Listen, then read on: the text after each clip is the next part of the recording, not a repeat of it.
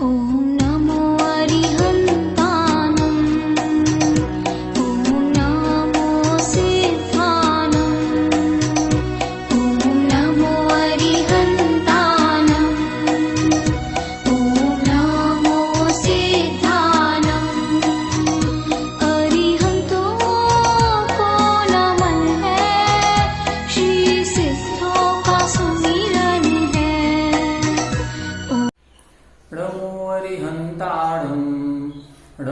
सिद्धाणं नमो आयर्याणं नमो वज्रायाणं नमो लोये सवसावूढं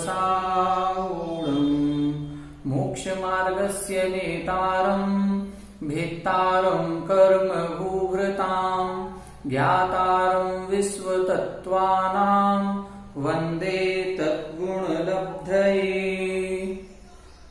1008 श्री मूलनायक आदिनाथ भगवान की जय। द्वासांग जिनवाणी माता की जय।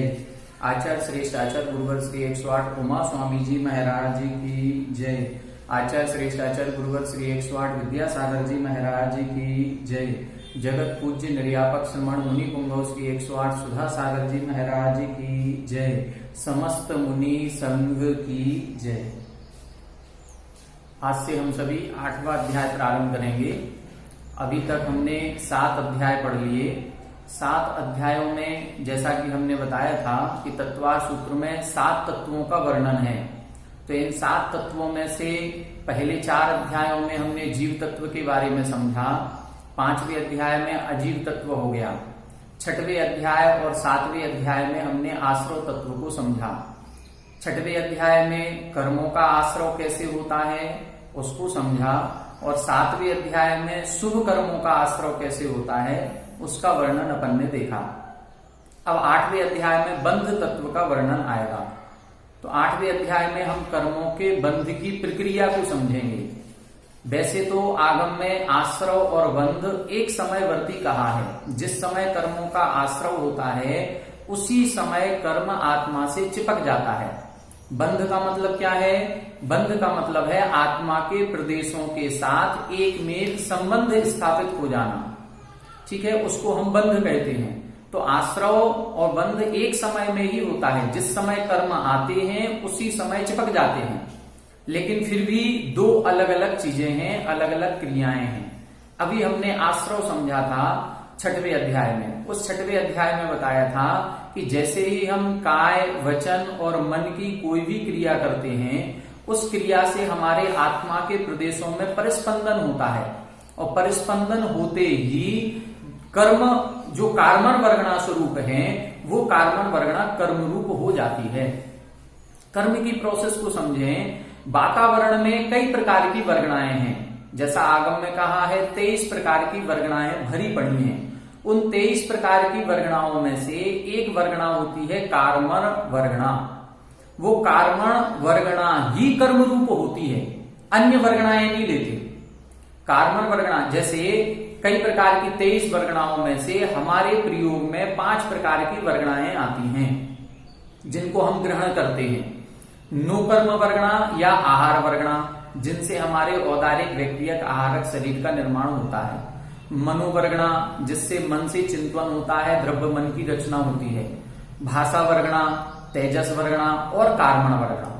तो कर्म जो हम बांध रहे हैं वो कर्म क्या है? वो कार्मण वर्गणा है। और कार्मण वर्गणा को जैसे ही हमने राग द्वेष परिणाम किए या मन वचन काय का जो भी हलन चलन हुआ है, जो भी योग हुआ है, उस योग से वो जो कार्मण वर्गणा है वो कर्म रूप बदल जाती है। अब कौन सी कार्मण वर्गणा है? ये तो तीनों लोकों में भरी पड़ी है। तो इसको हम ऐसे समझेंगे, तीनों लोकों में जो कार्मण वर्गणा भरी पड़ी है वो कर्म रूप नहीं होती। होता क्या है? हमारी जो आत्मा है उस आत्मा के प्रत्येक प्रदेश पर अनंतानंत कर्मरूप वर्गणाएं हैं जो कर्मरूप हो चुकी हैं। जो हमने पिछले अनंत भवों में पाप कर्म या पुण्य कर्म किए हैं उन कर्मों की वर्गणाएं अनंतानंत उस आत्मा के प्रदेशों से चिपकी हुई हैं। ठीक है, अब उन्हीं पर हमारे ये जो शरीर है पौद्गलिक वर्गणाएं, नोकर्म वर्गणाएं भी प्रत्येक प्रदेश पर हैं और उन्हीं शरीर की वर्गणाओं पर अनंतानंत वर्गणाएं प्रत्येक प्रदेश पर कार्मण वर्गणा बैठी हुई हैं, पहले से बैठी हुई हैं वो। अब उनको पहले से बैठी हैं, लेकिन अभी वो कर्म रूप नहीं हुई, अभी कार्मण वर्गणा रूप हैं। वो अभी हमारा कुछ भी अच्छा बुरा नहीं कर रही हैं। लेकिन जैसे ही हम राग द्वेष परिणाम करेंगे तो सबसे पहले वही कार्मण वर्गणा कर्म रूप हो जाती है। इन कार्मण वर्गणाओं को हम विस्र सोपचय कहते हैं। आगम में शब्द क्या है? विस्र सोपचय। जैसे हम टिकट विंडो मान लो बंद है और हम लोग लाइन लगा लेते हैं। अब टिकट विंडो खुलेगी, अभी थोड़ी देर बाद खुलेगी, और जैसे ही खुलेगी तो हम नंबर लगा लेते हैं। सबसे पहले हम खड़े हो गए तो सबसे पहले हमारा नंबर आएगा, फिर दूसरे का आएगा, फिर तीसरे का आएगा। तो इसी प्रकार से ये कार्मण वर्गणा भी नंबर लगा करके बैठी हुई है। कुछ हमारे आत्म प्रदेशों पर ही बैठी हुई है और कुछ वातावरण में है। तो वो जो सबसे पहले आत्म प्रदेश पर कार्मण वर्गणा बैठी है वही सबसे पहले कर्म रूप होगी। जैसे ही राग द्वेष परिणाम हुए हमारे, और प्रति समय राग द्वेष परिणाम होते ही रहते हैं। प्रति समय हमारे मन वचन काय की क्रिया भी होती रहती है। तो जैसे ही हमारे ये मन वचन काय की योग रूप क्रिया होती है, सबसे पहले जो नंबर पर लगा है वो तुरंत कर्म रूप हो जाता है। ठीक है, अब ये जो कर्म रूप हुआ ये तो हम कहेंगे आश्रव। अब ये जो हमारी आत्मा से चिपका है, वो जो वर्गणाएं थी, अब उन वर्गणाओं में 4 प्रकार का बंध होता है। वो 4 प्रकार का बंध हम इस अध्याय में समझेंगे। प्रकृति बंध, प्रदेश बंध, स्थिति बंध, अनुभाग बंध। ये 4 प्रकार का उसमें उन वर्गणाओं में विशेषता आएगी। जो कार्मण वर्गणा अब कर्म रूप हुई है, उस कर्म रूप होने में ये 4 प्रकार की विशेषताएं आएंगी। इनको हम समझेंगे। ये जो कार्मण वर्गणा थी, जो अभी कर्म रूप नहीं हुई, वो किन कारणों से कर्म रूप हो जाती है, उन कारणों को हम यहां समझेंगे। कौन से गुण स्थान में कितने कारण पाए जाते हैं, कैसे कैसे अभी हमने गुण स्थान पढ़े थे कि गुण स्थानों में जैसे जैसे हम व्रत आदि लेते हैं, आगे बढ़ते हैं, वैसे वैसे कारण धीरे धीरे नष्ट होने लगते हैं। तो इस अध्याय में हम उन कारणों का वर्णन पढ़ेंगे, उन बंध की जो 4 प्रकार का बंध है उस बंध की विशेषताओं को पढ़ेंगे। कौन से कर्म में बंध किन परिणामों से ज्यादा होता है, किन परिणामों से कम होता है, ये भी देखेंगे। किन परिणामों से स्थिति ज्यादा बनती है, स्थिति कम होती है, ये भी हम देखेंगे। और पुण्य प्रकृतियां क्या हैं, पाप प्रकृतियां क्या हैं, इनको समझेंगे। जीव विपाकी, पुद्गल विपाकी, क्षेत्र विपाकी, भव विपाकी। तो कर्म प्रकृतियों के जितने भेद हैं, इन भेदों को समझेंगे। और जो 8 कर्म कहे गए हैं, 8 कर्मों के उत्तर भेद 148 हैं।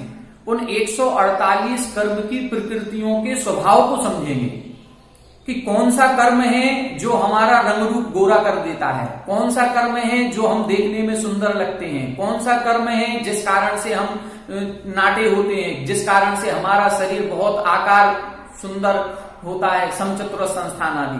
तो ये सब कर्मों का हम वर्णन पढ़ेंगे, एक एक कर्म की परिभाषा। 6वें अध्याय में हमने कर्म के आश्रव के कारण पढ़े थे। अब हम इसमें पूरे उसका बंध कैसे होता है, किन परिणामों से होता है, इसकी चर्चा अपन इसमें करेंगे। अब पहला सूत्र अपन देखें। इसमें पहला सूत्र लिखा है इन्होंने, मिथ्या दर्शनाविरति प्रमाद कसाय योगा बंध हेतवः। मिथ्या दर्शनाविरति प्रमाद कसाय योगा बंध हेतवः।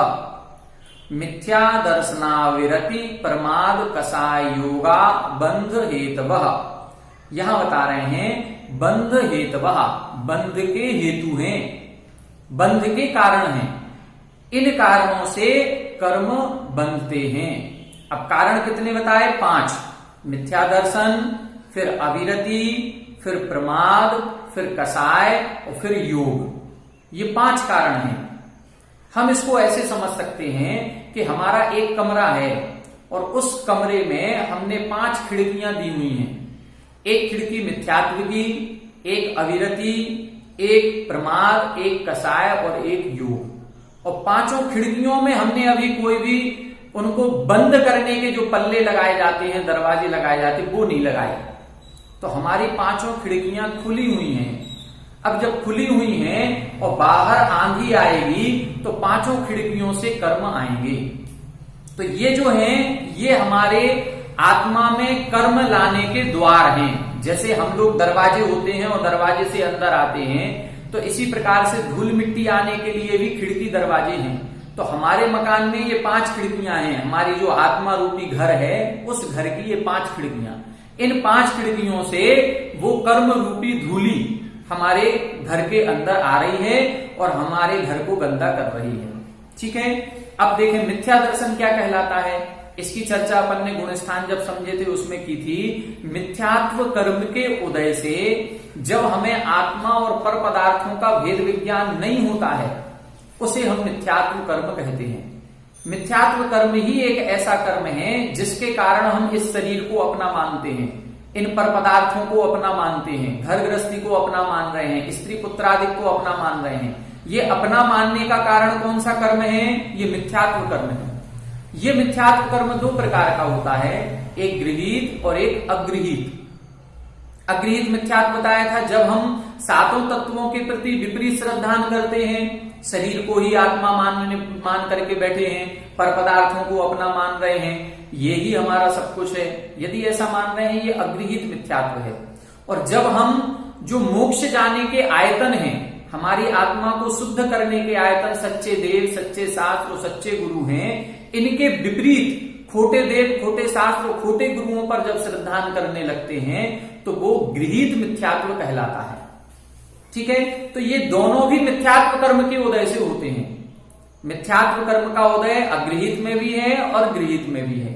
तो हमें दोनों चीजें छोड़नी है, गृहीत मिथ्यात्व भी छोड़ना है और अगृहीत मिथ्यात्व को भी छोड़ना है। तो गृहीत तो हम लोग छोड़ देते हैं।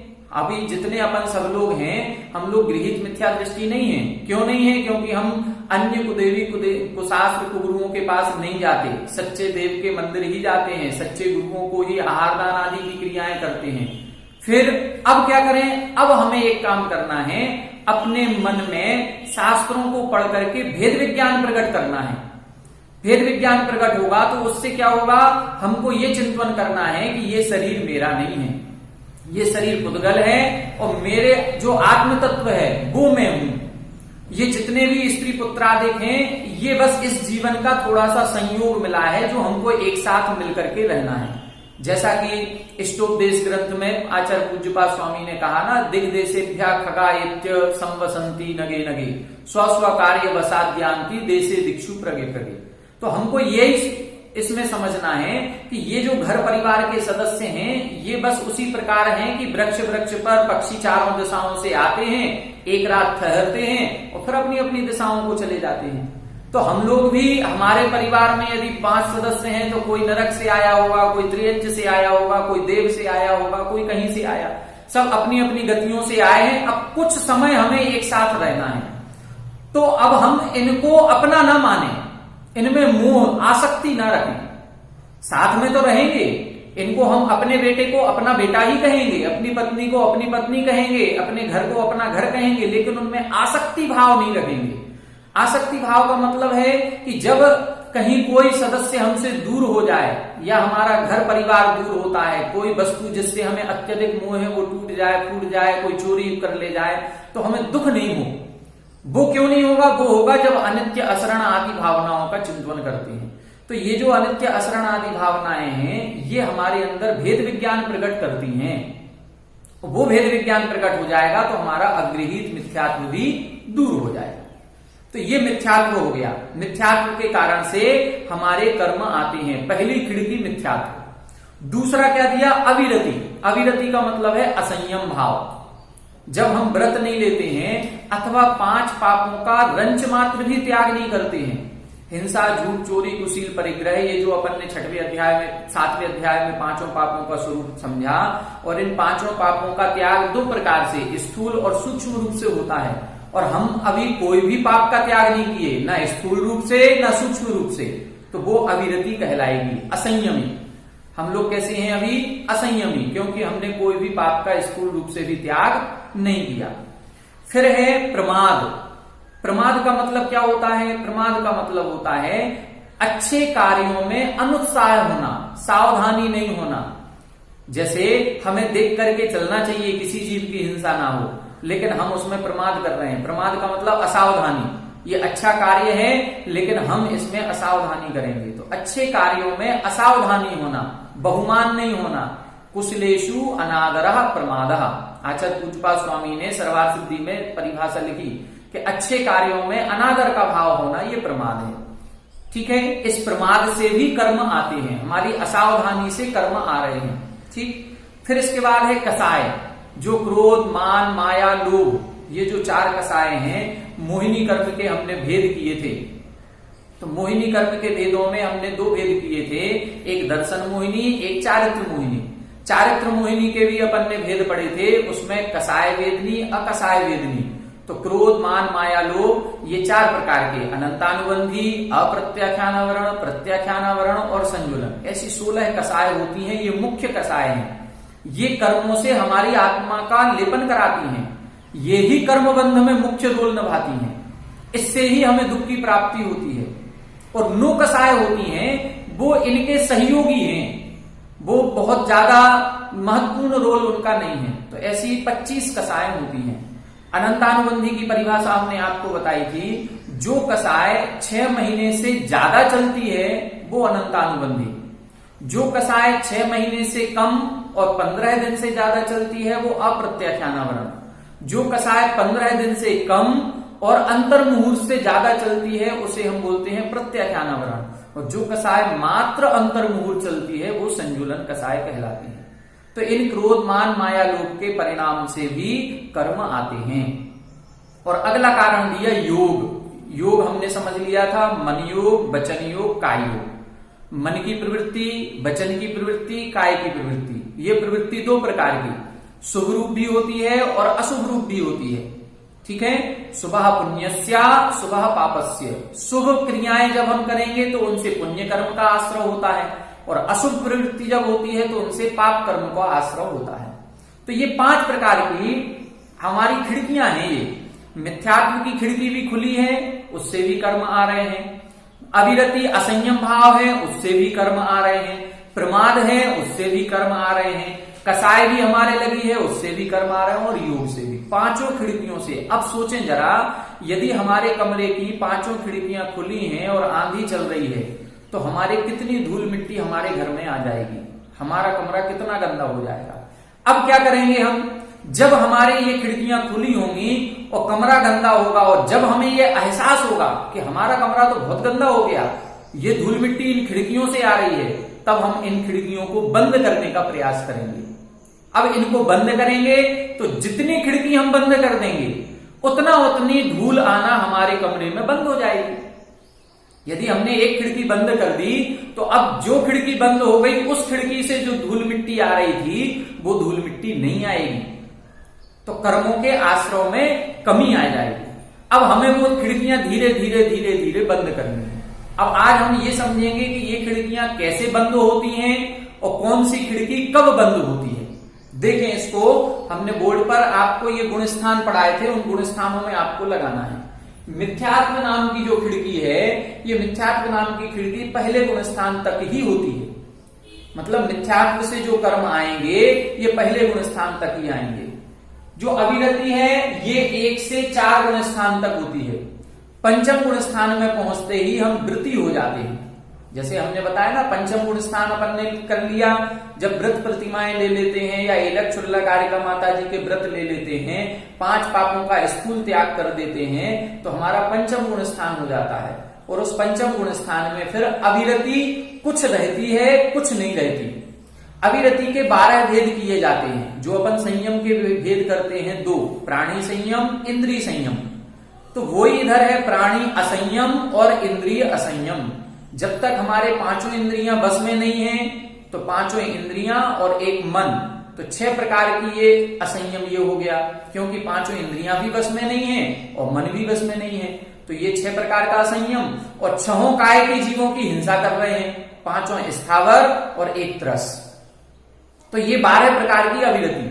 जो पंचम गुण स्थानवर्ती है, जिसने अभी कुछ थोड़े व्रत लिए हैं, उसके 1 प्रकार की अविरति दूर हो जाती है। 12 में से अब वो त्रस हिंसा का त्याग नहीं करेगा, बाकी पूरी हैं, 11 की 11 हैं। ना तो 5 इंद्रियां उसने बस में की, ना मन को बस में किया, जो इच्छा हो रही है वो कर रहा है।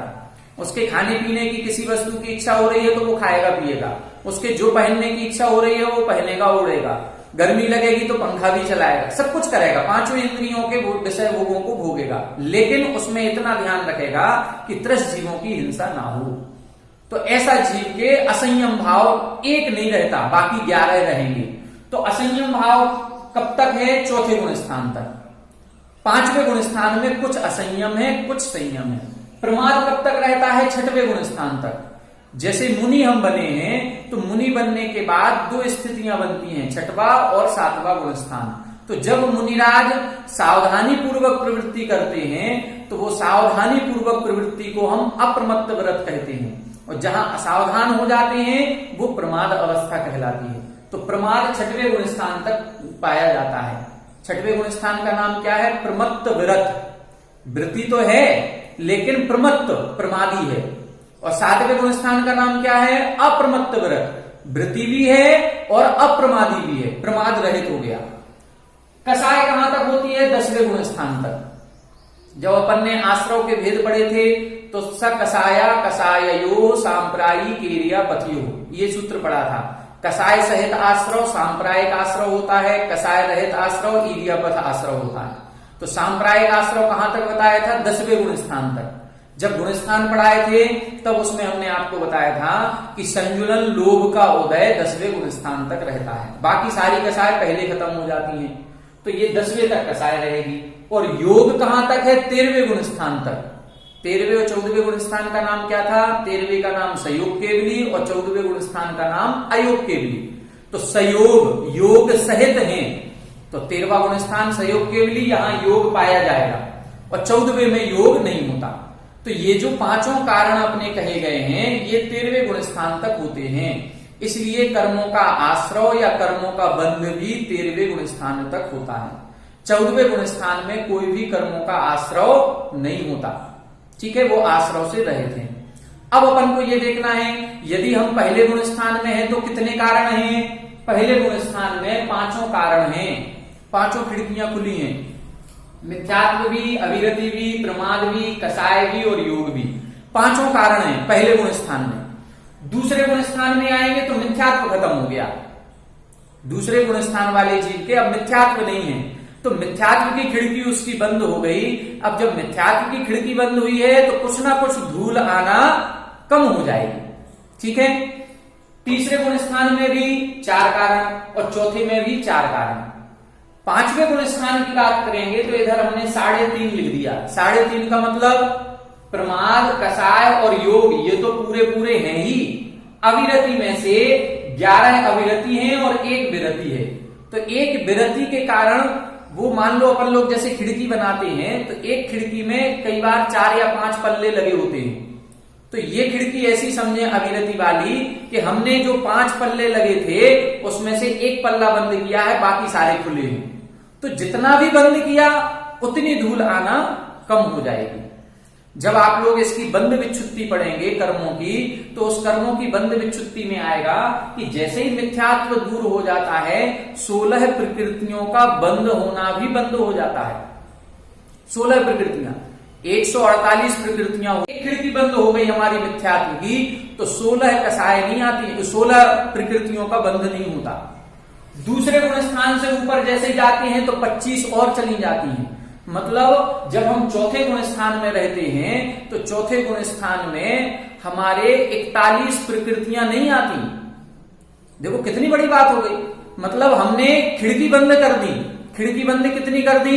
एक मिथ्यात्व की खिड़की बंद कर दी, और जैसे ही दूसरे गुण स्थान से ऊपर गए तो अनंतानुबंधी कसाय वाली जो खिड़की खुली थी वो भी बंद कर दी। तो इतनी बंद होने से 41 प्रकृतियां रुक गई।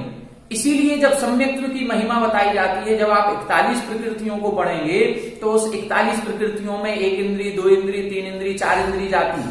अब इनका बंध नहीं होगा, इसीलिए तो कहा जाता है कि सम्यक दृष्टि जीव 1 इंद्री, 2 इंद्री, 3 इंद्री, 4 इंद्री में पैदा नहीं होगा। जब उन 41 प्रकृतियों को पढ़ेंगे तो उसमें नपुंसक वेद और स्त्री वेद आ जाता है, इनका बंध ही नहीं होता। अब बंध नहीं होगा तभी तो कहा जाता कि सम्यक दृष्टि जीव स्त्री वेद और नपुंसक वेद में नहीं जाएगा, वो पुरुष वेद में ही जाएगा। नरक गति, नरक गत्यानुपूर्वी, नरक आयु, त्रियंच गति, त्रियंच गत्यानुपूर्वी, त्रियंच आयु, इनका बंध नहीं होता। इसीलिए कहा जाता है कि सम्यक दृष्टि जीव यदि बंध करेगा तो या तो देव का करेगा या मनुष्य का। जो हम लोग मनुष्य हैं, त्रियंच हैं, ये देव का करेंगे, जो देव नारी की सम्यक दृष्टि है वो मनुष्य का करेंगे। तो जब इन प्रकृतियों के बारे में हम पढ़ेंगे तो ये सारी महिमा समझ में आएगी।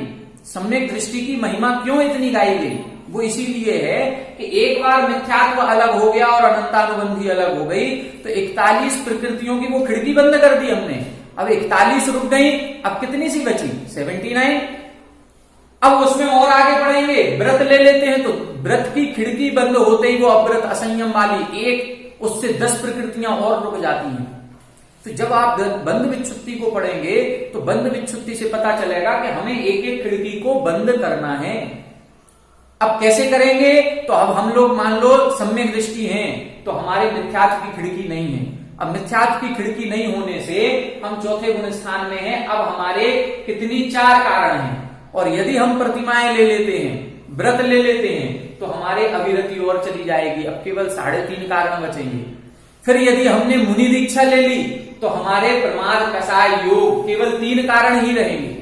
और यदि ऐसे मुनि आत्म ध्यान में सामायिक आदि में लीन हो जाते हैं, प्रमाद से रहित अवस्था में जाते हैं, तो फिर केवल 2 ही कारण बचे, कसाय और योग। मुनि बनने पर 62 प्रकृतियों का संवर हो जाता है।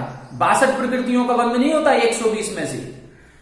बताओ, 120 में से 62 का बंध नहीं कर रहे, केवल 58 का कर रहे हैं। अब उसमें और आगे बढ़ते हैं, जब कसाय चली जाएगी तो 36 प्रकृतियां और चली जाती हैं।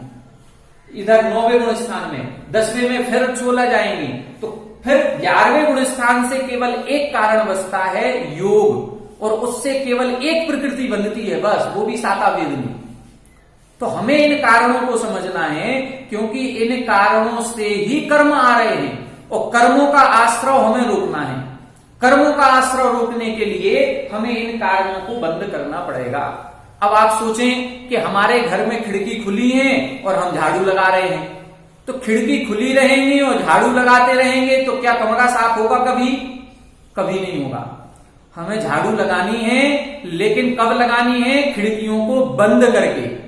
खिड़कियों को बंद करके हम झाड़ू लगाएंगे। झाड़ू लगाने का मतलब निर्जरा करना। हम कर्मों की निर्जरा भी करें, खूब त्याग, तपस्या, उपवास, खूब व्रत कर रहे हैं, लेकिन व्रत करने के साथ साथ हमें सम्यक दर्शन होना जरूरी है। हमें यदि व्रत प्रतिमाएं ले लेते हैं तो और अच्छा है, उससे हमारी असंख्यात गुणी निर्जरा प्रति समय होती है। जो व्रत प्रतिमा ले लेता है उसके प्रति समय पूरे जीवन भर, चाहे वो नहा रहा हो बाथरूम में, चाहे वो घर के कपड़े क्यों ना धो रहा हो, प्रति समय उसके असंख्यात गुणी निर्जरा चल रही है। क्यों चल रही है? क्यों? क्योंकि वो कपड़े धोते समय भी ध्यान रखेगा पानी कौन सा लेना है, छान के लेना है। वो हर क्रिया में विवेक रखेगा, और उसी विवेक का नाम है, उसी से ही निर्जरा हो रही है। और जितने जितने हमने ये आश्रव के कारण हटा दिए, उतनी खिड़कियां बंद हो गई, तो उतने कर्मों का आना भी बंद हो गया। तो ये अपन को इस सूत्र से समझना है कि बंध के 5 कारण हैं, मिथ्यात्व, अविरति, प्रमाद, कसाय और योग। ठीक है, इन 5 कारणों से बंद होता है। जब हम मिथ्यात्व को हटा देंगे तो 4 कारणों से होगा। यदि हम सम्यक दृष्टि हैं तो 4 कारण हैं। यदि हम संयमा संयमी हैं तो 3.5 कारण हैं। यदि हम मुनि हैं तो 3 कारण हैं। और यदि हम सामायिक में लीन हैं मुनि बनने के बाद तो 2 कारण हैं। और यदि हम ऊपर 10वें गुण स्थान के ऊपर चले जाते हैं तो मात्र 1 कारण रह जाता है, और वो 1 कारण से भी मात्र 1 प्रकृति बनती है बस। और 1 प्रकृति कौन सी? सातावेदनी, वो भी शुभ प्रकृति। और वो भी कैसी होती है? हमने आपको बताया था ईर्यापथ आश्रव। ईर्यापथ आश्रव में वो प्रकृति ज्यादा देर रुकती नहीं है, आई, बंधी और निर्जरित हो जाती। एक ही समय में आश्रव, बंद और निर्जरा तीनों हो जाते हैं। तो ऐसा जीव फिर धीरे धीरे जाकर के ऊपर 14वें गुण स्थान में पहुंच जाता है, आश्रव से रहित हो जाता है और फिर निर्जरा हो जाती है सारे कर्मों की, तो मोक्ष हो जाता है। ठीक है, तो ये पहला सूत्र अपना हो गया। इसमें बंध के 5 कारण बताए, कौन कौन से? मिथ्यात्व, अविरति, प्रमाद, कसाय और योग। ये 5 कर्म के आश्रव के कारण है। ठीक है, अब ये तो आश्रव के कारण है। अब अगले सूत्र में बता रहे हैं कि बंध होता किससे है। ये तो खिड़कियों से धूल आ गई, अब वो धूल आत्मा से चिपकती है, वो किस कारण से चिपकती है, ये अगले सूत्र में देखें। सकसायत्वात् जीवः, सकसायत्वात् जीवः कर्मणो योग्यान् पुद्गला न दत्ते स बन्धः। सकसायत्वात् जीवः कर्मणो योग्यान् पुद्गला न दत्ते स बन्धः। सकसायत्वात् जीवः कर्मणो योग्यान् पुद्गला न दत्ते स बन्धः। देखें इधर, अब इधर बता रहे हैं कि कर्म किस कारण से बन रहे हैं। सकसायत्वात्, कसाय सहित होने से, जीवा यानी जो आत्मा है, जीव है, ये कर्मणः योग्यान, कर्म के योग्य, पुद्गलान, पुद्गलों को, आदत्ते यानी ग्रहण करता है, सबंधः उन पुद्गल स्कंधों को ग्रहण करना ही बंध कहलाता है। बंध किसे कहेंगे। सकसायत्वात्, कसाय सहित होने से जीव कर्म के योग्य पुद्गल स्कंधों को ग्रहण करता है। जैसे हमने आपको बताया था कि हमारे प्रत्येक आत्म प्रदेश पर विश्व सोपचय रूप से अनंत कार्मण वर्गणाएं चिपकी हुई हैं। वो जो अनंत कार्मण वर्गणाएं चिपकी हुई हैं, उनमें अब कैसे कर्म रूप परिवर्तित होंगी। वो हमारे राग द्वेष करते ही, कसाय करते ही वो कर्म रूप हो जाती हैं। तो कसायत्वात्, कसाय सहित होने से ही जीव कर्म के योग्य पुद्गल स्कंधों को ग्रहण कर लेता है। कैसे ग्रहण करता है, शास्त्रों में एक उदाहरण दिया। जैसे आप एक पानी की टंकी लें, उस पानी की टंकी में लोहे का जो अपना गर्म तवा है या कैला है जिस पर रोटी वगैरह बनाते हैं, कोई भी लोहे का गोला गर्म करके उस पानी में डाल दें। उस पानी में डालेंगे तो वो गर्म लोहा चारों तरफ से पानी को खींचेगा और छन छन छन छन की आवाज आती रहेगी, वो पानी खत्म हो जाएगा। तो वो पानी कहां चला गया, वो उस गर्म तवे या गर्म लोहे के संपर्क में आने से उससे खत्म हो गया। तो उस लोहे ने उस सारे पानी को खींच लिया। इसी प्रकार से जैसे ही हम कसाय करते हैं, कसाय करते ही ये आत्मा चारों तरफ से, पूरे हमारे चारों तरफ जो कार्मण वर्गणाएं हैं उन सबको खींचती है अपनी ओर। और जैसे ही खींचती है, जो सबसे नंबर 1 पे होता है वो तुरंत आत्मा के साथ कर्म रूप से परिणत हो जाता है। तो कर्म बंध के कारण क्या बताया, मुख्य कारण है कसाय। ठीक है, यही आत्मा का परिणाम कहलाता है। ठीक, अब अगला सूत्र देखें। अगला सूत्र बता रहे हैं, जैसे ही ये कर्म बंध होता है, अब ये बंध 4 प्रकार का होता है। 4 प्रकार का बंध कौन कौन सा है, इसको समझें। प्रकृति स्थित्यनु, प्रकृति स्थित्यनु भव प्रदेशास तद विधेया। प्रकृति स्थित्यनु भव प्रदेशास तद विधेया। यहां बता रहे हैं वह बंध जो ऊपर बताया कि कसाय सहित होने से कर्म के योग्य पुद्गल स्कंधों को ग्रहण करना, वो बंध है। अब तद विधिया, उस बंध के विधिया यानी प्रकार हैं। उस बंध के कितने प्रकार हैं, 4। पहला लिखा प्रकृति, फिर स्थिति, फिर अनुभव और फिर प्रदेश। तो ऐसे 4 प्रकार का बंध होता है। प्रकृति बंध, स्थिति बंध, अनुभव या अनुभाग भी कहते हैं। कहीं कहीं शास्त्रों में अनुभाग मिलता है, कहीं कहीं अनुभव। तो अनुभाग बंध और प्रदेश बंध, ये 4 प्रकार का बंध होता है। पहले इन 4 को अपन समझते हैं कि ये 4 प्रकार का बंध कहलाता क्या है। अब इसको अपन समझें। सबसे पहले अपन ये देखें कि जैसे ही हमारे राग द्वेष परिणाम होते हैं, हम कर्म वर्गणाओं को, जो कार्मण रूप से हैं, अभी कर्म रूप नहीं हुई, उनको कर्म रूप से परिवर्तित करते हैं। तो उनकी संख्या कितनी होती है, उन परमाणुओं की संख्या, कितनी संख्या में कार्मण वर्गणा को हम कर्म रूप परिणत कर देते हैं। तो शास्त्रों में जो शब्द आता है, उस शब्द को उन्होंने ये कहा कि प्रति समय अनंतानंत वर्गणाएं हमारी आत्मा के साथ बंधती हैं। कितनी, प्रति समय अनंतानंत। शब्द क्या मिलता है, समय प्रबद्ध। प्रति समय, समय प्रबद्ध कर्म वर्गणाओं, कार्मण वर्गणाओं को हमारी आत्मा कर्म रूप से परिणत करती है। कितनी होती है वो? अनंत अनंत। जैसे मान लो हम दुकान पर जाएं और हम दुकान पर जाकर के कहें भाई 1 किलो शक्कर दे दो, तो वो 1 किलो शक्कर जो हमने ली है, अब उसमें शक्कर के दाने कितने हैं, उन शक्कर के दानों की संख्या। तो इसी प्रकार से हमने जो राग द्वेष परिणाम किए, इसमें कार्मण वर्गणा कर्म रूप हुई, तो कितनी वर्गणाएं आई हमारे पास, कितने परमाणु आए उनके? तो अनंतानंत परमाणु प्रति समय हमारी आत्मा के साथ कर्म रूप से बंध को प्राप्त होते हैं। इस संख्या को बोलते हैं प्रदेश बंध। इसको क्या कहेंगे हम? प्रदेश बंध। उन परमाणुओं की संख्या कितनी है, वो संख्या को हम प्रदेश बंध कहेंगे। तो कितनी होती है? अनंतानंत। अब जैसे ही हमने वो अनंतानंत परमाणु लिए, वो परमाणु अब कर्म रूप, उनमें अब स्वभाव आएगा। जैसे हम जब खाना बनाने के लिए तैयार हुए, अब खाना बनाने को जब तैयार हुए तो हमारे घर से डिमांड आई। क्या डिमांड आई? पतिदेव कह रहे हैं आज तो पूड़ी बनाइए, बच्चे कह रहे हैं नहीं हमें तो पराठा खाना है, दादी कह रही है कि नहीं हमसे ये घी तेल का नहीं खाया जाता, हम तो रोटी खाएंगे। अब हमने क्या किया? घर पे जो महिलाएं थी उन्होंने आटा लिया। अब वो जो आटा लिया है, उस आटे की क्वांटिटी कितनी है, वो तो हो गया प्रदेश बंध। और वो क्वांटिटी लेकर के उन्होंने अब उसके 3 भाग कर दिए।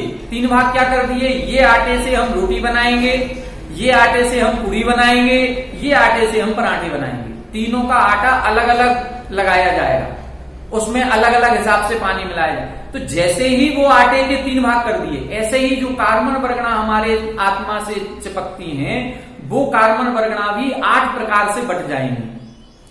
वो 8 प्रकार से अलग अलग हो जाएंगी, प्रति समय 7, और जब आयु कर्म का बंध होता है तो 8 प्रकार से बट जाती हैं। तो कुछ परमाणु जो अनंतानंत परमाणु लिए, जैसे हम लोगों की जब सैलरी आती है, तो अब सैलरी आते ही पहले से पर्चा तैयार रहता है।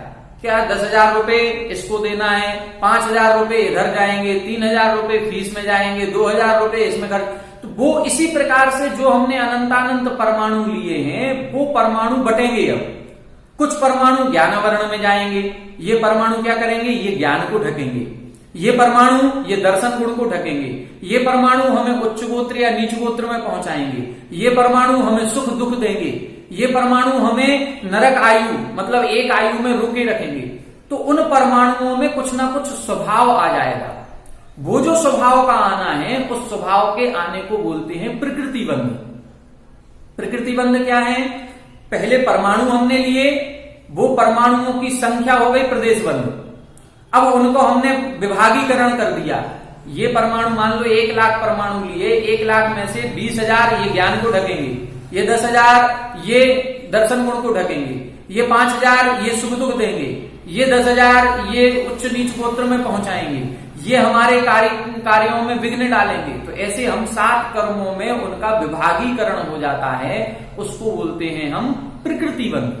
प्रकृति का मतलब नेचर, स्वभाव, उनमें स्वभाव का आ जाना। ठीक है। अब प्रकृति बंध जब उसमें आ गया, अब ये परमाणु मान लो 200 परमाणु या 10,000 परमाणु हैं, ये ज्ञान को ढकेंगे। तो ये ज्ञान को कब तक ढकेंगे? उसकी स्थिति, उस काल मर्यादा को बोलते हैं स्थिति बंध। ये परमाणु सुख देंगे, तो ये सुख कब तक देंगे? 1 दिन का सुख देंगे कि 10 दिन का सुख देंगे कि 2 सागर का देंगे? कितनी आयु पर्यंत, कितने समय पर्यंत हमें सुख मिलेगा और हम सुखी रहेंगे, उस पर काल मर्यादा को बोलते हैं स्थिति बंध। ठीक है। अपने स्वभाव से च्युत नहीं होना, अपने स्वभाव को नहीं छोड़ना। ये कब तक अपने स्वभाव को नहीं छोड़ेगा? मान लो हमने दूध वाले से दूध लिया, अब वो दूध जो है अभी उसमें जो मीठापन है, ये मीठापन कब तक रहेगा? हम उसको गर्म नहीं करेंगे तो वो दूध 4 घंटे 5 घंटे तक तो ठीक रहेगा, और 5 घंटे बाद अब उसमें खटान आने लगेगी थोड़ी।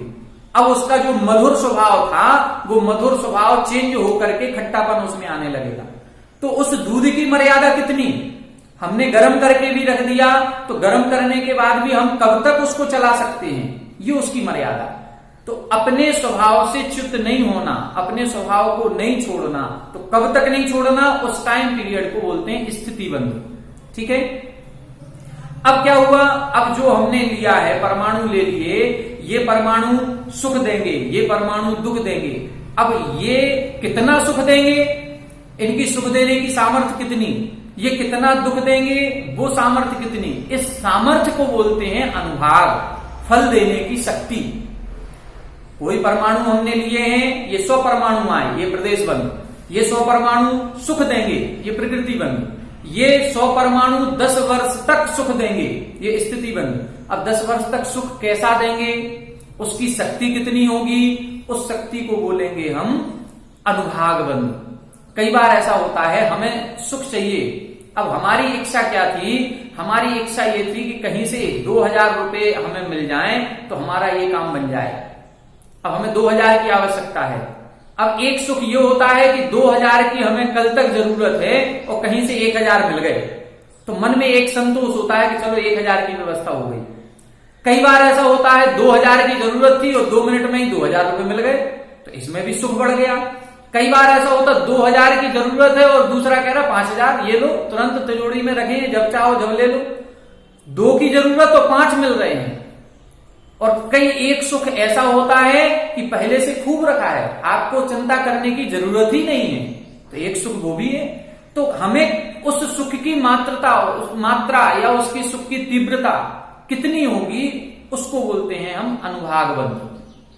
ठीक है, तो ऐसा 4 प्रकार का बंध हो गया, प्रकृति बंध, स्थिति बंध, अनुभाग बंध और प्रदेश बंध। जो हम परमाणुओं को ले रहे हैं उसकी मात्रा, उसको बोलते हैं हम प्रदेश बंध। कितने परमाणु लिए, तो प्रति समय हम अनंतानंत परमाणुओं को ग्रहण करते हैं, समय प्रबद्ध। ठीक है, इसको बोलेंगे हम प्रदेश बंध। प्रति समय 7 कर्मों का बंध होता है, मतलब वो जो परमाणु लिए वो 7 प्रकार से बट जाएंगे, ये हो गया प्रकृति बंध। फिर उनमें स्थिति आएगी, ये कब तक बंधे रहेंगे आत्मा से, कब तक फल दे करके छूटेंगे नहीं, उसको बोलेंगे हम स्थिति बंध। और फल देंगे तो कितना फल देंगे। अब हमारे असाता वेदनी का उदय आने वाला है, तो असाता वेदनी का उदय आएगा तो कितना दुख देगा। हो सकता है हमें एक छोटा सा कांटा लग जाए, हो सकता है हमारे एक्सीडेंट हो जाए, एक पैर ही टूट जाए, हो सकता है इतना दुख मिल जाए कि हमको हॉस्पिटलाइज होना पड़े। तो ये दुख की तीव्रता अलग अलग होगी।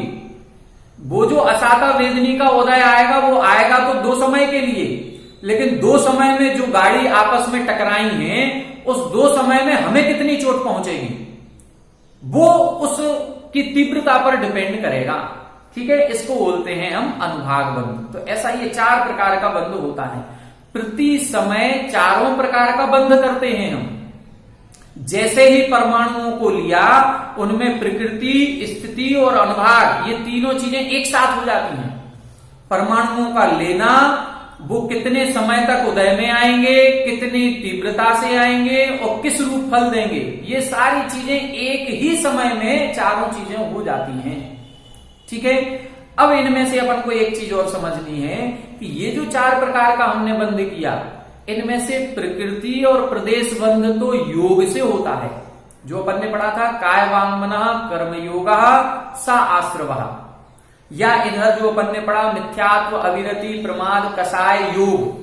तो ये जो योग है, ये योग से प्रकृति और प्रदेश बंध होता है। मतलब परमाणुओं का आना और उनमें स्वभाव का पड़ना, ये तो योग से हो रहा है, ये मन की, वचन की, काय की क्रिया से। लेकिन जो स्थिति और अनुभाग बंध है, ये कसाय से होता है। कसाय किसे, जो हमारी आत्मा का परिणाम हो रहा है, कलुषित परिणाम, क्रोध, मान, माया, लोभ के परिणाम। कभी कसाय तीव्र होती है, कभी कसाय मध्यम होती है, कभी मंद होती है। तो उस कसाय से ही स्थिति और अनुभाग बंध होता है। कौन सा कर्म कितने समय तक हमारी आत्मा से चिपका रहेगा, ये कसाय पर डिपेंड करेगा। कितनी तीव्रता में फल देगा, ये हमारी कसाय पर डिपेंड करेगा। हमारी कसाय, जिस समय हमने कर्म का बंध किया, उस समय हमारी कसाय कैसी थी, तीव्र थी कि मंद थी। अब इन कर्म प्रकृतियों को जब अपन अनुभाग बंध पढ़ेंगे तब इसमें विस्तार से समझाएंगे कि इन कर्म प्रकृतियों को हम 2 भागों में बांट देते हैं, पुण्य प्रकृतियां, पाप प्रकृतियां। इसी तरह से हमारे आत्मा के परिणाम जो कसायक रूप हो रहे हैं उनको भी दो प्रकार से बांट देंगे, कसाय की मंदता के परिणाम और कसाय की तीव्रता के परिणाम। कसाय की मंदता के परिणाम को हम विशुद्ध परिणाम कहते हैं और कसाय की तीव्रता के परिणाम को हम संक्लेश परिणाम कहेंगे। तो जब हमारे विशुद्ध परिणाम होते हैं, जब हमारी कसाय की मंदता होती है, उस समय शुभ प्रकृतियों में जो मन वचन काय की शुभ क्रिया हो रही थी उससे शुभ प्रकृतियां बन रही थी, उन शुभ प्रकृतियों की अनुभाग ज्यादा होता है और अशुभ प्रकृतियों का अनुभाग कम होता है। तो अब बताओ अपन को शुभ प्रकृतियां उदय में आए और उनका अनुभाग ज्यादा होना चाहिए। अब हम ये सोच रहे हैं कि हमारे रोज की व्यवस्था खाने पीने की बनती जा रही है, ये सुख चाहिए कि हमारी 2 वर्षों की व्यवस्था पहले से बनी रखी है वो चाहिए, कि हमारी तो 4 पीढ़ी की व्यवस्था पहले से बनी है वो चाहिए, कैसा सुख चाहिए। कई लोगों को टेंशन ये होती है कि हमारे सुबह की व्यवस्था हो गई बस शाम की और हो जाए, ठीक है बढ़िया है, इतने में भी सुखी हैं। कई लोग ये सोचते हैं कि नहीं इतने से क्या होता है, 5 साल बाद क्या करेंगे हम, 2 साल बाद क्या होगा, हमारा बच्चा बड़ा होगा वो क्या खाएगा पिएगा, उसके लिए भी तो कुछ जोड़ के रखें हम, या आगे आने वाली पीढ़ी में क्या होगा। तो जिसके जितनी धन संपत्ति आदि है वो इतना निष्ठकर हो रहा है, इतना सुखी है कि वो कह रहा है हमारी तो 7 पीढ़ी तक का खर्चा हो जाएगा, हमें कोई टेंशन नहीं। तो ये सुख की तीव्रता, तो ये सुख की तीव्रता कब बढ़ेगी, जब हमारे कसाय के मंदता के परिणाम होंगे। कसाय की मंदता के विशुद्ध परिणामों से शुभ प्रकृतियों में अनुभाग बढ़ता है, अशुभ प्रकृतियों का अनुभाग कम होता है। और कसाय की जब तीव्रता होती है, संक्लेश परिणाम होते हैं, उन संक्लेश परिणामों से अशुभ प्रकृतियों का अनुभाग बढ़ता है। असाता वेदनी का अनुभाग बढ़ेगा, नीच गोत्र का अनुभाग बढ़ेगा, ये जो अशुभ प्रकृतियां हैं उनका अनुभाग बढ़ेगा और शुभ प्रकृतियों का अनुभाग कम होगा। तो हम सुखी तो रहेंगे, 10 वर्ष तक सुखी हैं, लेकिन कई लोगों का कहना है कि पिछले 10 साल से हम देख रहे हैं हमारी जिंदगी एक सी चल रही है, हमारी जिंदगी में कोई अच्छा हो ही नहीं रहा है, का बंध तो कर रहे हैं लेकिन अच्छे परिणामों से नहीं कर रहे हैं। हम लोग पूजन करने जा रहे हैं, अब पूजन करना ये शुभ क्रिया है, पूजन कर रहे हैं, भक्ति कर रहे हैं, सामायिक कर रहे हैं, ये सब शुभ क्रियाएं। इन शुभ क्रियाओं से शुभ प्रकृतियों का बंध हो रहा है, लेकिन उस समय परिणाम कैसे हैं, उस समय परिणाम मंद होंगे तो वही शुभ प्रकृतियों का अनुभाग ज्यादा होगा, और उस समय परिणाम यदि हमारे कलुषित हो रहे हैं तो हमारी वही शुभ प्रकृतियां तो बंधेंगी क्योंकि क्रिया शुभ हो रही है, लेकिन उससे अनुभाग कम होगा। तो प्रकृति के बंधने से ज्यादा फर्क नहीं पड़ता, प्रकृति और प्रदेश बंध आत्मा का ज्यादा बिगाड़ नहीं करता। साता वेदनी बंधे चाहे असाता वेदनी बने, इससे ज्यादा कोई फर्क नहीं पड़ता। फर्क पड़ता है कि वो साता वेदनी कितना सुख देगी और कब तक देगी, वो असाता वेदनी कितना दुख देगी और कब तक देगी। तो स्थिति और अनुभाग से फर्क पड़ता है, और स्थिति अनुभाग बंद होता है कसाय से। इसलिए हमें कसायों को बहुत शांत रखना चाहिए। योग और उपयोग ये 2 शब्द हैं, अलग अलग शब्द हैं। ये योग अलग है, उपयोग अलग है। हम बोलते हैं शुभ योग, अशुभ योग, इसी तरह से शुभोपयोग, अशुभोपयोग, शुद्धोपयोग, ये 3 उपयोग होते हैं। तो योग किसे कहेंगे, योग तो कहेंगे मन वचन काय की क्रिया, मन की शुभ क्रिया, वचन की शुभ क्रिया, काय की शुभ क्रिया, तो शुभ योग हो गया। और मन वचन काय की अशुभ प्रवृत्ति हो रही है तो अशुभ योग हो गया। उपयोग 3 प्रकार का, कैसा, कसाय की जब तीव्रता होगी, कसाय की तीव्रता तो अशुभोपयोग, कसाय की मंदता तो शुभोपयोग, और कसाय से रहित हो जाए तो बोलते हैं शुद्धोपयोग। जो हम शुद्धोपयोग की बात करते हैं, आचार्यों ने शुद्धोपयोग के लिए कहा कसाय रहित परिणाम, जैसे 11वें 12वें 13वें गुण स्थान में कसाय नहीं होती, वहां शुद्धोपयोग माना है। और बाकी प्रारंभ के 3 गुण स्थान जो होते हैं उनमें कसाय की तीव्रता ज्यादा है, इसलिए अशुभोपयोग होता है। जब तक सम्यक दर्शन नहीं है अशुभोपयोग ही है। और फिर 4थे गुण स्थान से 10वें गुण स्थान तक कसाय की मंदता की अपेक्षा से वहां शुभोपयोग कहा गया। तो जितना जितना हमारा शुभोपयोग होगा उतने उतने स्थिति अनुभाग अच्छा बनेगा। ठीक है, तो इस सूत्र से हमें क्या समझना है, इस सूत्र से ये समझना है कि कर्म जब बंधता है तो उसमें 4 प्रकार का नेचर होता है, प्रकृति, प्रदेश, स्थिति और अनुभाग। ठीक है, कुछ परमाणुओं को ग्रहण करेंगे, वो प्रदेश बंद है। वो परमाणु क्या करेंगे हमारे साथ? हमारे ज्ञान को ढकेंगे कि दर्शन को ढकेंगे कि हमको मोहित करेंगे कि हमें किसी एक आयु में रोके रखेंगे, क्या करेंगे? ये स्वभाव आना, ये प्रकृति बंध। ठीक है, फिर ये कब तक रोके रखेंगे? जैसे मनुष्य आयु का बंध हुआ, ये मनुष्य आयु का बंध प्रकृति बंध। लेकिन आयु कितनी? 60 वर्ष, 70 वर्ष, 80 वर्ष, ये स्थिति, इसको स्थिति बंध कहेंगे। अनुभाग क्या रहेगा इसका? अनुभाग का मतलब है हमारे शरीर की शक्ति कितनी बनी रहेगी। कई बार जो अनुभाग शक्ति के लिए कहा जाता है कि जैसे जैसे वृद्धावस्था बढ़ती है, हमारी आयु कर्म का अनुभाग क्षीण होने से हमारे शरीर की शक्ति कमजोर होती जाती है। हम जैसे अपन ने देखा होगा, बच्चे ऊपर छत से भी नीचे गिर जाएं तो हड्डियां नहीं टूटती, और बूढ़े लोग एक कुर्सी से ही नीचे फिसल जाएं तो तुरंत हड्डी टूट जाती है। ये उनके अनुभाग के कारण होता है। अनुभाग के कारण से जो संघातन और परिसातन होता है, कर्म कारण जो नुकर्म वर्गणा है उनका ग्रहण करना और प्रति समय हम छोड़ते हैं, ये संघातन परिसातन ऊपर की आयु जैसे जैसे बढ़ती है उसमें संघातन कम होता है, परिसातन ज्यादा होता है। ये अनुभाग बंध में काम करता है। तो ऐसे अपन को ये समझना चाहिए। ठीक है, ये सूत्र समझ में आ गया।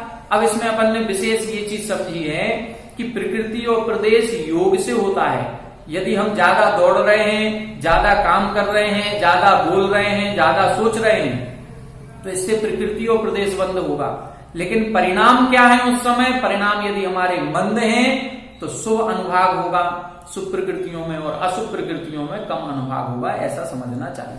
तो स्थिति अनुभाग बंद कसाय से होता है।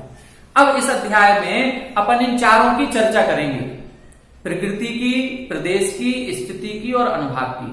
तो सबसे पहले प्रकृति बंध लिखा है, तो प्रकृति बंध के भेद बता रहे हैं कि कर्म की प्रकृतियां कितनी होती हैं, कर्म का स्वभाव कितने प्रकार का है।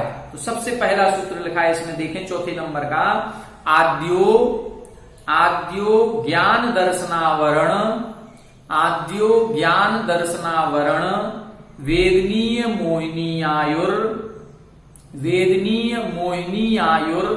नाम गोत्रांतरायाः। आद्यो ज्ञान दर्शनावरण वेदनीय मोहिनी आयुर नाम गोत्रांतरायाः। आद्यो ज्ञान दर्शनावरण वेदनीय मोहिनी आयुर नाम गोत्रांतरायाः। देखें, आद्यो का मतलब पहला, जो 4 प्रकार का बंध बताया, प्रकृति, स्थिति, अनुभाग और प्रदेश। तो पहला कौन सा लगा? प्रकृति बंध। तो प्रकृति बंध के भेद हैं ये। कितने भेद हैं? ज्ञान दर्शनावरण, आवरण शब्द दोनों में लगाएं, ज्ञानावरण, दर्शनावरण, फिर वेदनीय, फिर मोहिनीय, फिर आयु, फिर नाम, फिर गोत्र और फिर अंतराय। तो कर्मों का जो भी हम वर्गणाएं ग्रहण कर रहे हैं उनमें स्वभाव पड़ता है। वो स्वभाव कितने प्रकार का है? 8 प्रकार का है। इसीलिए 8 कर्म माने गए। ये कर्म के ही भेद हैं, ज्ञानावरण, दर्शनावरण, वेदनी, मोहिनी, आयु, नाम, गोत्र और अंतराय। अब इनकी प्रकृति अपन समझ लें क्या होती है। ज्ञानावरण कर्म किसे कहते हैं? जो आत्मा का स्वभाव अनंत ज्ञानमय है, उस अनंत ज्ञानमय स्वभाव को ढक देता है। जैसे सूर्य की रोशनी है, अब सूर्य तो खूब तेज प्रकाश वाला है, लेकिन हमारे यहां बादल आ गए और बादलों से उस सूर्य का प्रकाश ढक गया, तो वो पूरा का पूरा प्रकाश हम तक नहीं आ पा रहा है। इसी प्रकार से इधर हमारे अनंत ज्ञान की शक्ति है, लेकिन ज्ञानावरण कर्म उस शक्ति को ढक देता है। तो जो कर्म हमारे ज्ञान को ढकता है वो ज्ञानावरण।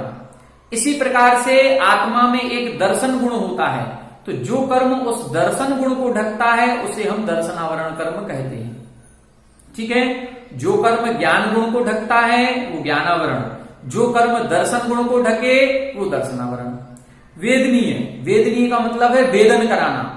हम कैसा अनुभव कर रहे हैं? हम सुखपूर्वक सुख का अनुभव कर रहे हैं कि दुख का अनुभव कर रहे हैं? तो जो कर्म सुख दुख का अनुभव कराता है उसे हम वेदनीय कर्म कहते हैं। हम सुखी हैं या दुखी हैं, ये कौन से कर्म का काम है? ये वेदनीय कर्म का काम है। यदि हमारे साता वेदनीय कर्म का उदय होगा उस समय हम अपने आप को सुखी अनुभव करेंगे, और यदि हमारे असाता वेदनीय कर्म का उदय होगा तो दुखी अनुभव करेंगे।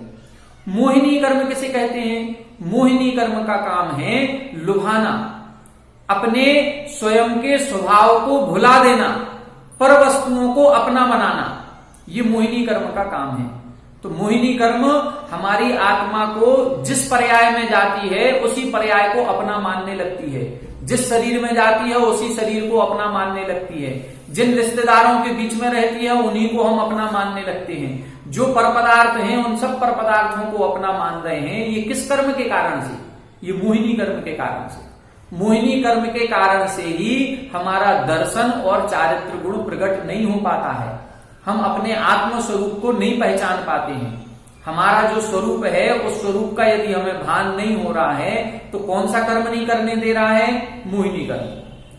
आयु कर्म किसे कहते हैं? वह कर्म जो हमें किसी एक पर्याय में रोके रखे। जैसे अभी हमारी आत्मा मनुष्य पर्याय में रुकी है, तो कब तक रुकी रहेगी? 60 वर्ष, 70 वर्ष, 80 वर्ष। किसी की आत्मा अभी देव पर्याय में होगी, तो वो देव पर्याय में कब तक रहेगी? जितनी उसकी आयु। तो आयु कर्म हमको रोके रखता है। कब तक रोके रखेगा? ये उसकी स्थिति को आयु कर्म कहते हैं। नाम कर्म क्या करता है? नाम कर्म हमारे शरीर की रचना करता है। जो हमें ये शरीर मिला है, इस शरीर का आकार कैसा होगा, इंद्रियां कैसी होंगी, आंख छोटी बनेगी कि बड़ी बनेगी।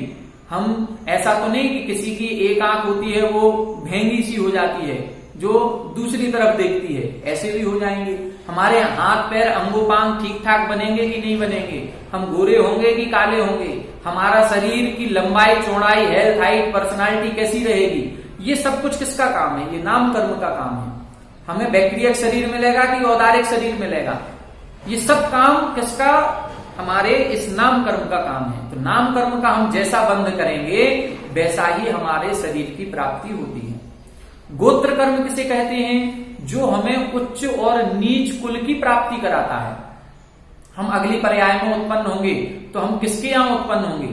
हम किसी अच्छे भले मानस के यहाँ उत्पन्न होंगे या किसी शेड्यूल कास्ट आदि में नीची जाति के यहाँ उत्पन्न होंगे? हम लोग सामान्य से देखते हैं कि कभी कोई हमारे जो नालियां साफ करते हैं, ऐसे मेहतर आदि जब आ जाते हैं तो हम उनको दूर से रोटी देते हैं। दूर से कोई चीज देनी होगी तो दूर से उनको छूते नहीं हैं, और यदि धोखे से छुल जाए तो हम स्नान करते हैं। तो एक वो भी मनुष्य और हम भी मनुष्य, तो उसने मनुष्य आयु का तो बंध किया है, उसने नाम कर्म उसका बहुत अच्छा है, देखने दिखाने में बहुत अच्छा लग रहा है, लेकिन गोत्र कर्म उसका नीच गोत्र होने से, नीच गोत्र के कारण से हम उसको छूना भी पसंद नहीं कर रहे हैं। ये नीच गोत्र का काम। फिर अंतराय कर्म किसे कहते हैं? अंतराय कर्म का मतलब होता है कि जो हमारे कार्यों में विघ्न डालता है।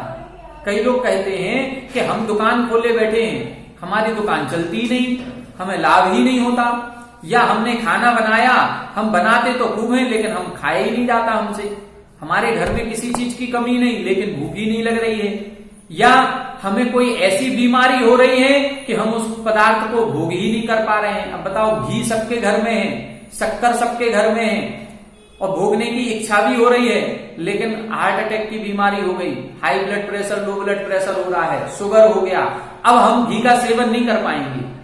घी खाने योग्य है कि नहीं? खाने योग्य है। इच्छा है कि नहीं? इच्छा भी है, लेकिन नहीं खा पा रहे हैं। क्यों नहीं खा पा रहे हैं? ये हमारे भोगांतराय कर्म का उदय है। घी संबंधी, शक्कर संबंधी भोगांतराय कर्म का उदय होगा। डॉक्टर कहेगा शक्कर नहीं खाना, शुगर हो गई, बहुत बढ़ जाएगी, तो ये भोगांतराय। उपभोगांतराय का मतलब क्या है? उपभोगांतराय का मतलब है जो उपभोग की वस्तुएं हैं उनको हम उपभोग नहीं कर पाए।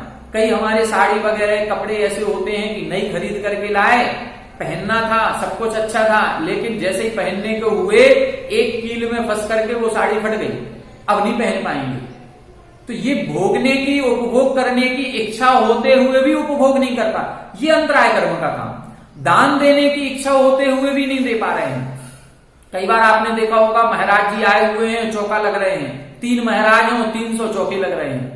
अब 300 चौके में से 3 ही चौके में तो आहार होगा, बाकी 297 का क्या होगा? वो 297 के दानांतराय कर्म का उदय है कि दान देने की इच्छा होते हुए भी हमने खाना पूरी शुद्धि पूर्वक बनाया, पड़गान भी पूरी विधि से कर रहे हैं, लेकिन हमारे दानांतराय कर्म का उदय है, इसलिए हम दान नहीं दे पाएंगे। हमारे यहाँ महाराज नहीं आए, महाराज जी के लाभांतराय कर्म का उदय होगा यदि उनके अंतराय हो जाता है तो। महाराज के यदि लाभांतराय अंतराय हो गया, मान लो चौके में गए और चौके में विधि नहीं मिली, चौके में जाते ही चींटी मरी दिख गई, या कहीं कुछ ऐसा हो गया वो चौके से लौट आए, अब उनके क्या है? ये लाभांतराय कर्म का उदय। कई बार अंतराय अंजुलि में होता है, आहार शुरू हो गया, आहार शुरू होने के बाद अब जो ग्रास था उसको लेने वाले थे कि इसमें बाल दिख गया, अब ये भोगांतराय कर्म का उदय है। देखो यदि अंजुलि में नहीं आया तो है लाभांतराय कर्म का उदय, और अंजुलि में आने के बाद फिर आहार नहीं कर पाए तो ये भोगांतराय कर्म का उदय। लाभ तो हो गया, हाथ में आहार आ गया, सामने वाले ने दे भी दिया, लेकिन हम उसका भोग नहीं कर पा रहे हैं, ये भोगांतराय कर्म। तो ऐसा ये अंतराय कर्म जो विघ्न डालता है उसको हम अंतराय कर्म कहते हैं। तो ऐसे 8 प्रकार का नेचर, ये प्रकृति बंध है। अब इस प्रकृति बंध के उत्तर वेद होते हैं। ज्ञानावरण कितने प्रकार का? ये तो अपन ने मूल स्वभाव देखा है। अब इन मूल स्वभाव में भी उत्तर स्वभाव आएगा। जैसे हमने बताया अंतराय कर्म का काम है विघ्न डालना। अब ये 5 प्रकार से विघ्न डाल रहा है। दान देने में विघ्न डालेगा, भोग करने में विघ्न डालेगा, उपभोग करने में विघ्न डालेगा। ऐसे ही अन्य प्रकृतियां भी जो हैं, उन अन्य प्रकृतियों में भी भेद पाए जाएंगे। वो भेद कितने होते हैं? अगला सूत्र देखें। पंच नव द्वयस्ताविंशति चतुर्द्विचत्वारिंशत् द्विपंचभेदा यथाक्रमम्। फिर से देखें, 5 9 द्वयस्ताविंशति चतुर्द्विचत्वारिंशत् द्विपंचभेदा यथाक्रमम्। 5 9 द्वयस्ताविंशति चतुर्द्विचत्वारिंशत् द्विपंचभेदा यथाक्रमम्। यहां देखें यथाक्रमम्। यथाक्रमम् का मतलब है क्रम पूर्वक लगाना है।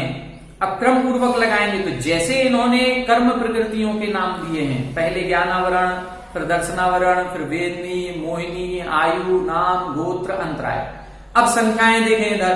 पहले क्या लिखा? 5। 5 का मतलब पंच, पंच का मतलब 5। फिर नव यानी 9। फिर द्वि अष्टाविंशति, तो द्वि यानी 2। फिर अष्टाविंशति, अष्टाविंशति का मतलब 28। अष्ट यानी 8, विंशति यानी 20। 20 और 8 28। फिर चतु यानी 4। फिर द्विचत्वारिंशत्, द्विचत्वारिंशत् का मतलब है 42। चत्वारिंशत् यानी 40 और द्वि ऊपर लगा लेते, 2 और 40 42।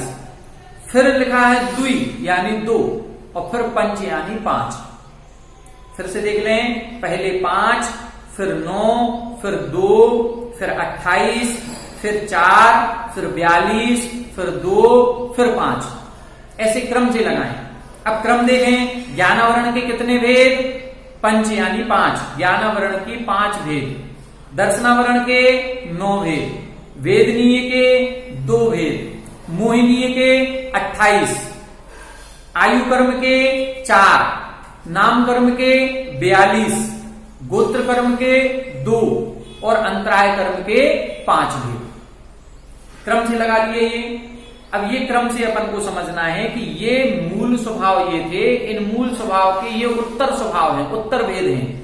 कुल टोटल 148 कर्म प्रकृतियां होती हैं। जब हम 148 कर्म प्रकृतियों के भेद करते हैं तब नाम कर्म की यहां इन्होंने 42 दी हैं। नाम कर्म के और भेद करेंगे तो 93 भेद होते हैं। नाम कर्म की प्रकृतियों में 2 प्रकार की प्रकृतियां हैं, एक पिंड प्रकृति और एक अपिंड प्रकृति। जैसे पिंड प्रकृति, गति नाम कर्म। अब गति नाम कर्म के 4 भेद, तो जिनके भेद होंगे वो पिंड प्रकृति और जिनके भेद नहीं होते वो अपिंड प्रकृति। तो यहां इन्होंने जो 42 लिखे हैं ये पिंड प्रकृतियों की अपेक्षा से लिखे हैं। यहां केवल एक एक नाम लेना है, गति, जाति, शरीर, अंगोपांग, ऐसे 42। जब उनके भी भेद करेंगे तो 93 भेद हो जाते हैं। तो जब 93 भेद लगाएंगे तो 148 भेद हो जाते हैं। ठीक है, फिर से देख लें। ज्ञानावरण के 5, दर्शनावरण के 9, वेदनी के 2, मोहिनी के 28, आयु के 4, नाम के 42, गोत्र के 2 और अंतराय के 5। ये उत्तर भेद हो गए। अब ज्ञानावरण के 5 भेद कौन से हैं ये अगले सूत्र में बताएंगे। तो अब कुछ सूत्रों में, अगले आने वाले 8 सूत्रों में 8 कर्मों के भेद बताएंगे कि ज्ञानावरण के 5 भेद, दर्शनावरण के 9 भेद, एक एक सूत्र में एक एक प्रकृति की चर्चा आएगी। तो यहाँ 148 कर्म प्रकृतियों की पूरी सबकी परिभाषा अपन को पढ़नी है कि कौन से कर्म के कारण से कैसा होता है, ये सब कुछ आएगा। इसको अपन अब आगे कल करेंगे। आज अपने 5 सूत्र हो गए। इन 5 सूत्रों का एक बार संक्षिप्त में रिवीजन अपन कर लेंगे। यहां हमने बताया कि बंध के 5 कारण बताए, मिथ्या दर्शन, अविरति, प्रमाद, कसाय और योग। ये 5 बंध के हेतु हैं। मिथ्या दर्शन पहले गुण स्थान तक रहता है, अविरति 4थे गुण स्थान तक रहती है, प्रमाद 6वें गुण स्थान तक रहता है, कसाय 10वें गुण स्थान तक रहती है और योग 13वें गुण स्थान तक रहता है।